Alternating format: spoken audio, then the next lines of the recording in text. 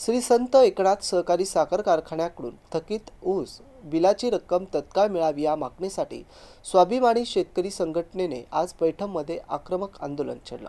जिल्हाध्यक्ष माऊली मुळे यांच्या नेतृत्वाखाली सकाळी 6 वाजल्यापासून तहसील कार्यालय परिसरात आंदोलन सुरू असून काही शेतकरी थेट तहसील कार्यालयाच्या पाण्याच्या टाकीवर चढून निषेध नोंदवत आहेत। शेतकऱ्यांच्या म्हणण्यानुसार श्री संत एकनाथ सहकारी साखर कारखान्याने ऊस उत्पादकांची मोठी रक्कम थपकवली आहे। त्यामुळे कर्जाचे हप्ते, शेतीसाठी लागणारा खर्च आणि कुटुंबाचा उदरनिर्वाह करणे कठीण झाले असून शेतकरी गंभीर आर्थिक संकटात सापडलेत।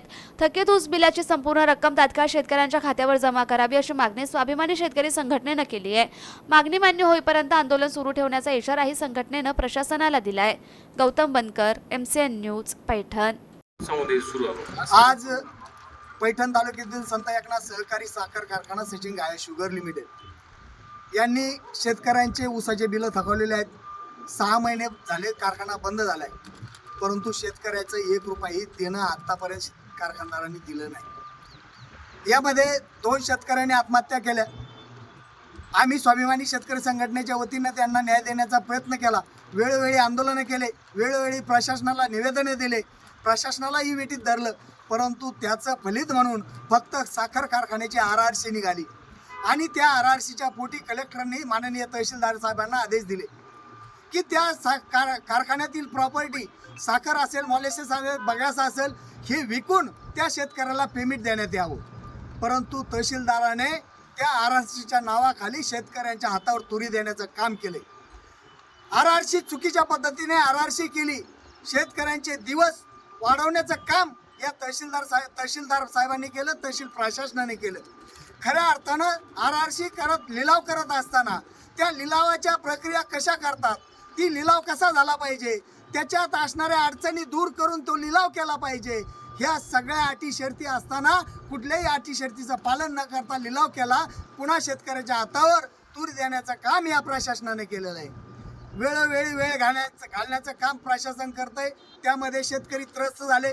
शेतकऱ्यांच्या मुलांचं शिक्षण फीस भरणं त्या शेतकऱ्याकडे असताना शेतीविषयक कुठलाही निर्णय घेता येत नसल्या कारणानं शेतकरी आज आर्थिक विवंचनेत आहे, म्हणून शेतकरी आत्महत्याकडे वळतोय।